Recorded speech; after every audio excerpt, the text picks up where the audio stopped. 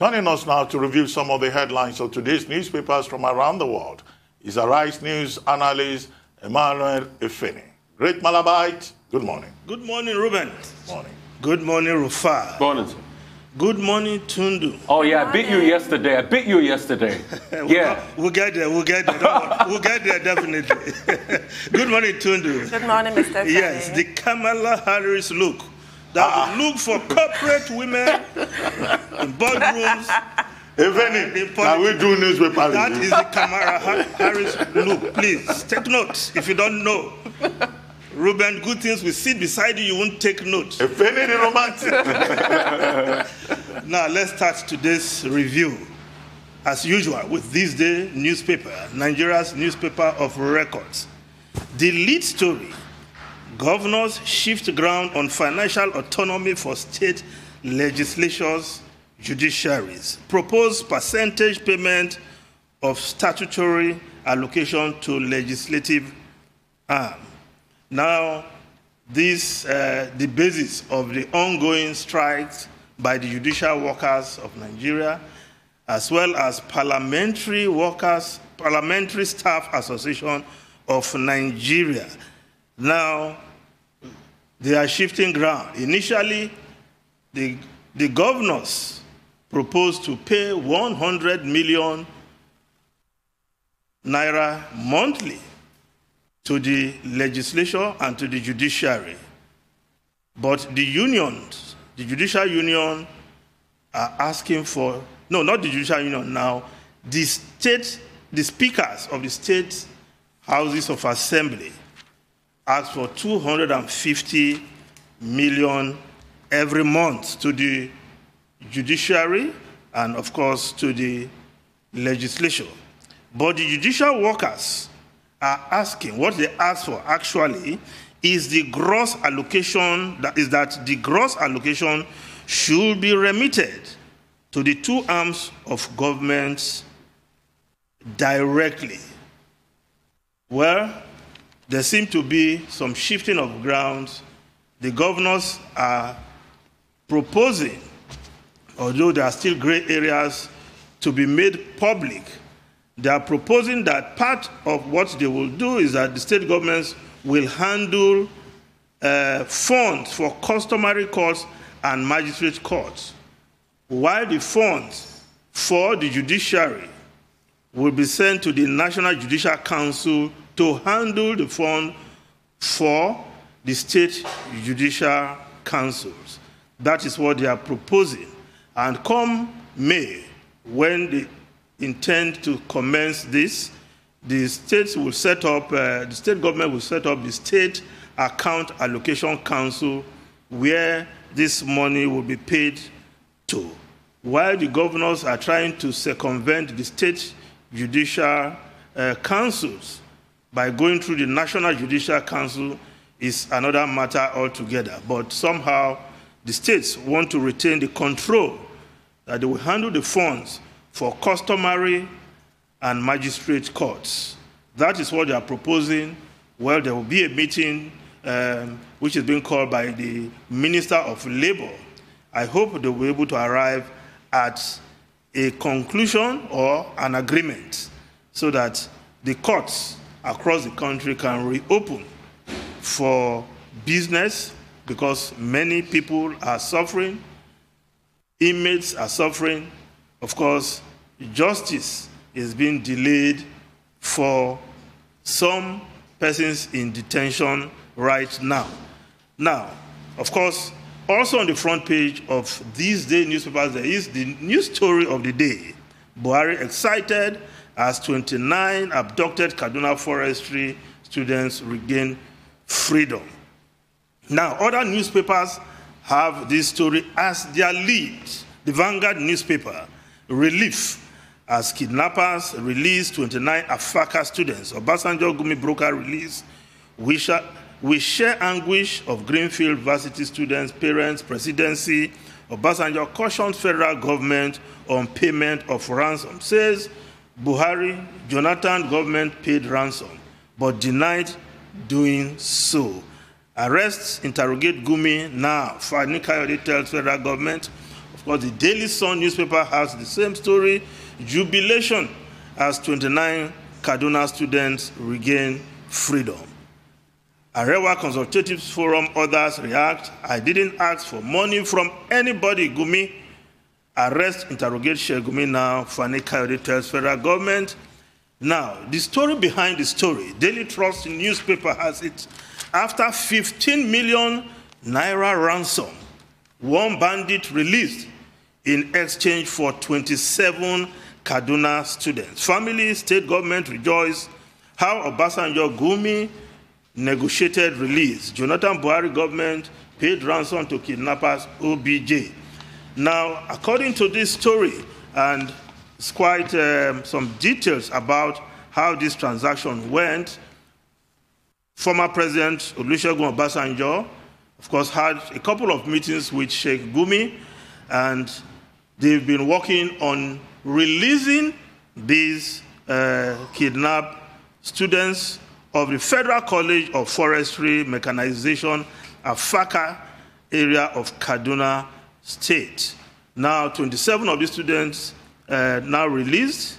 Initially, there were 37, 10 were released, and now, after their parents paid ransom, now 27 have been released.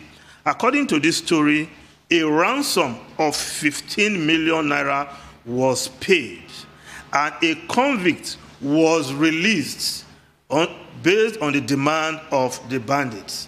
So, if Obasanjo is saying that, former President Chief Obasanjo is saying that Jonathan paid ransom, Buhari paid ransom, but he will not, well, the story here is that in this negotiation where he was involved, 15 million naira was paid as ransom.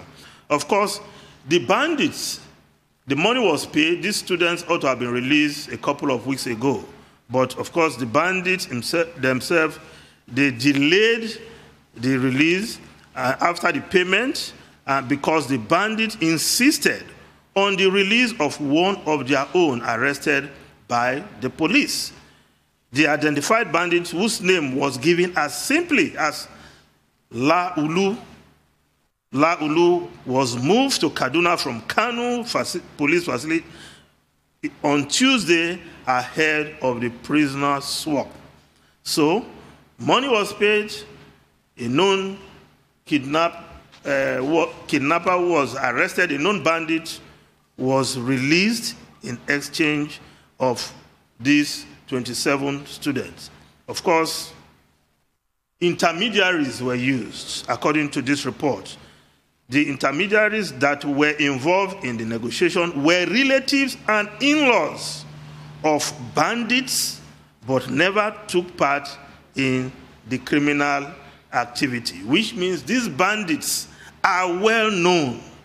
They know their families. Yet, we have been treating this matter as a country, I don't want to say as a government, I'm not in government, with kid gloves, as it were.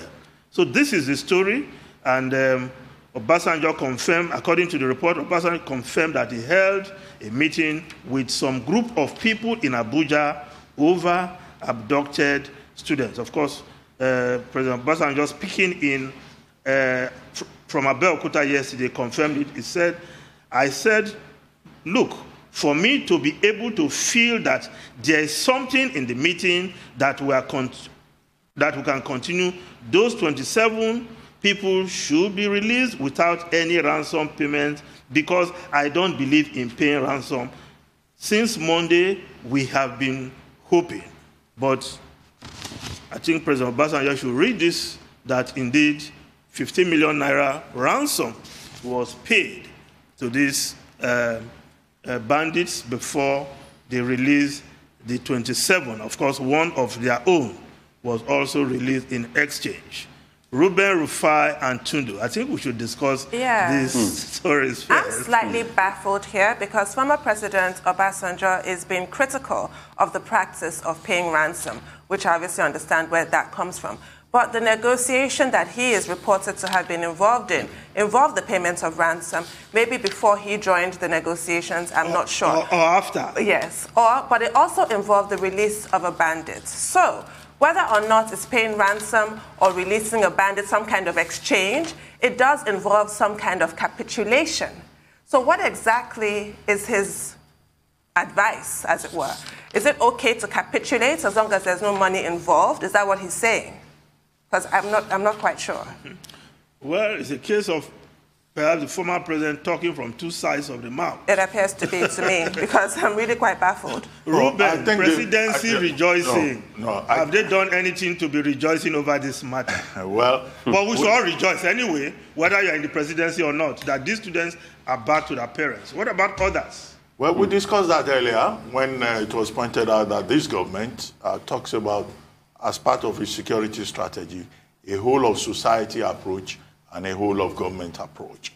You recall that President Buhari has been consistent in saying that government alone cannot solve the problem, that individuals should also make their own contributions, either in terms of providing information and support. Now, what is clear is that the government of Kaduna State, the federal government, have both consistently said they will not pay ransom and that they will not negotiate with, terrorists or bandits. But what President Obasanjo has pointed out is to say clearly that, yes, government will naturally deny it. But usually, government will go behind and negotiate, use backroom channels, we call it, to negotiate with bandits, where that can work. And he has been quoted as also recommending a carrot and stick approach. And he pointed out that where you can use the stick approach is when you have the means to do so. If you have the means to do so, then of course you will degrade, the terrorists. You would, go after them.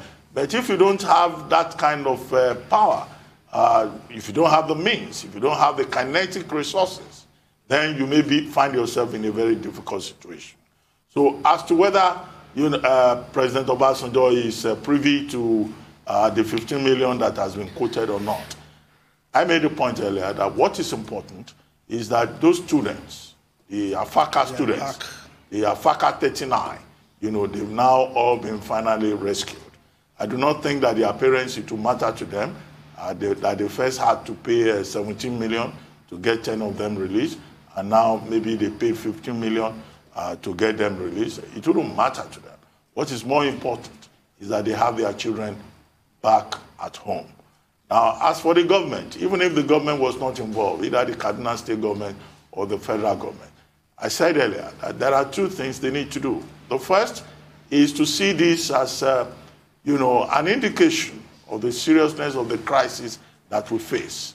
The dignity of the human person, the right of individuals, the impact, both short-term and long-term, on the education system in the affected parts of the country. And then to ensure that these, young persons who have gone through trauma, who have been to hell and back, as I said earlier, that they are given the necessary support. They will need counseling. They will need, we're told they've gone through a, medical examination. But beyond all of that, they need a lot of support. And long-term, our schools must be safe. It's not enough to just talk about Safe Schools Initiative. We would like to see that the schools are really safe in reality. That cannot be too much for government, even if they say they don't want to negotiate with bandits. There should be no bandits or terrorists in the first place abducting innocent Nigerian children. We'll go on a short break, if any. When we return, the newspaper review with you will continue. We'll be right back.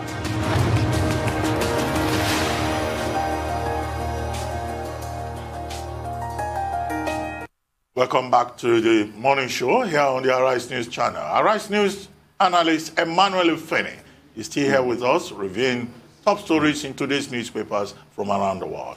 Emmanuel Ifene. Yes. Rufai. Yeah. Yes. Ruben talked about the impact on schools, but let me shock you with the leadership newspaper lead story. Abuja schools shut down as truckload of bandits arrive in border town.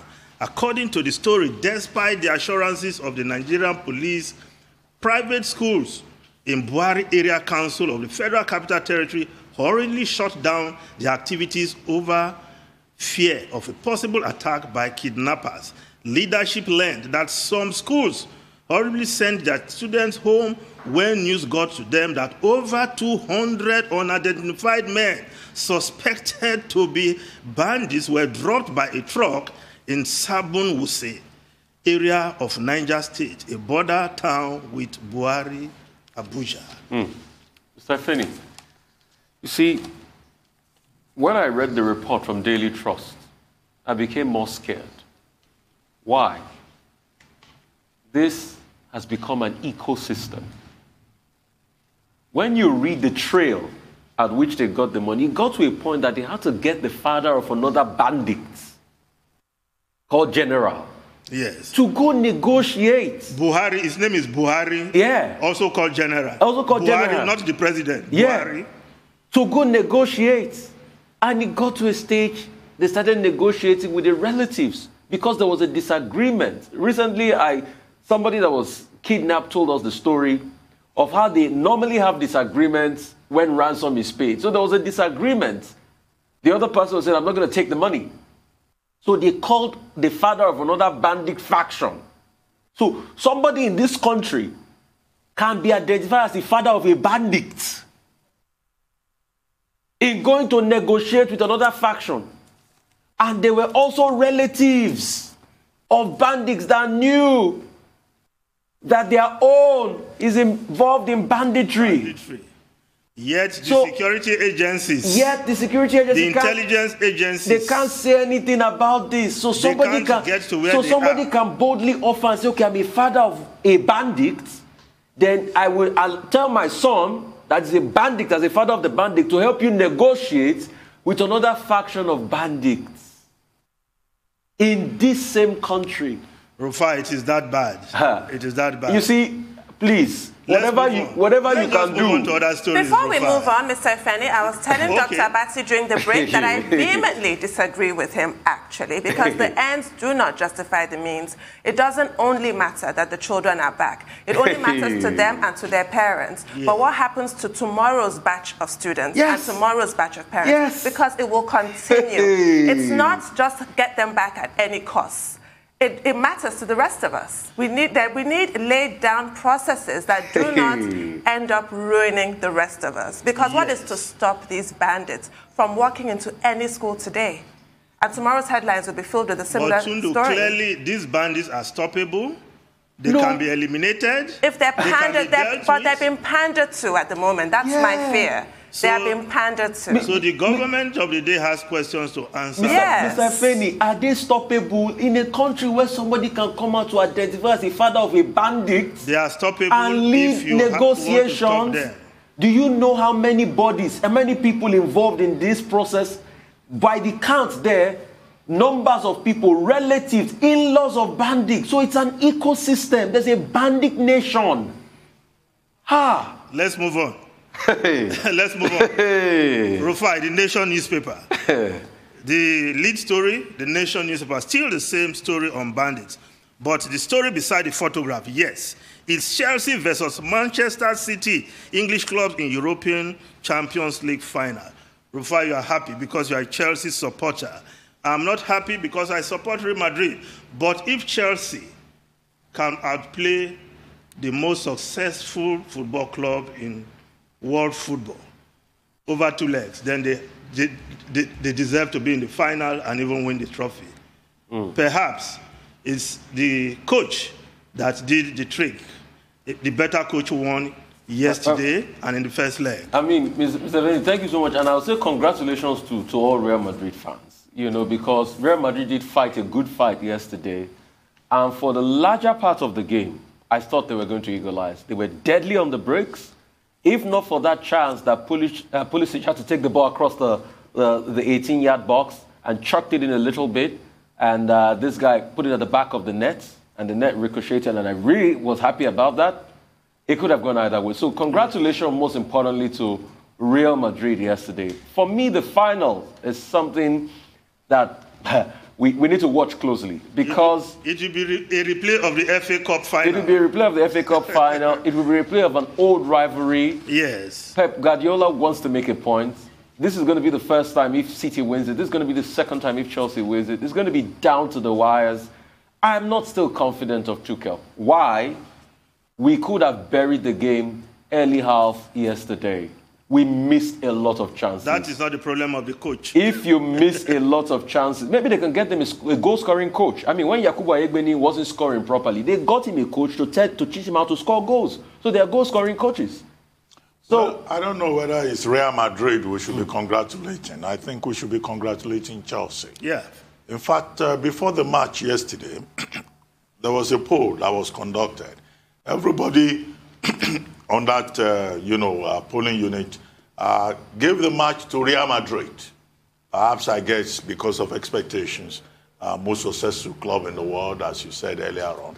But some people are now blaming Zinedine Zidane for adopting a 3-5-2 format and for using players that he could have, avoided.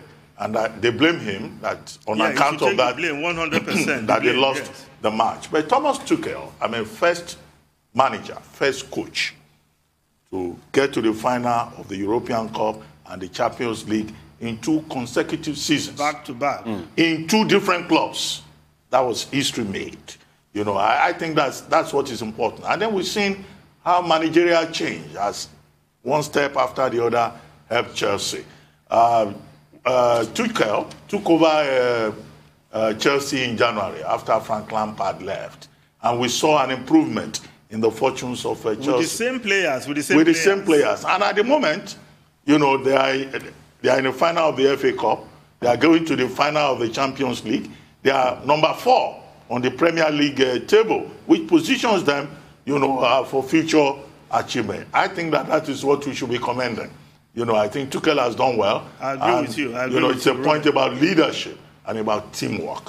So congratulations to all Chelsea fans. Yeah, including me. Thank you so much, Dr. Bazi. But I was just being, magnanimous in victory. That's why I said congratulations to Real Madrid fans. Just foreign newspapers if we still have some time. Okay. Yes, the Guardian newspaper of UK. Yes, most newspapers in UK have this story on their front pages. Tension rise over JC as Prime Minister deployed armed boats. Yes, number 10 measure is precautionary in the face of French blockade threat.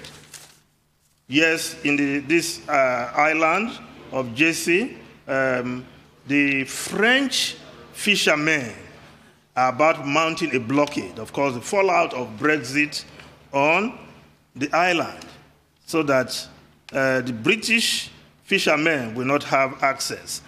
But again, talks are on, but the Prime Minister has deployed 2 armed boats as a precautionary measure.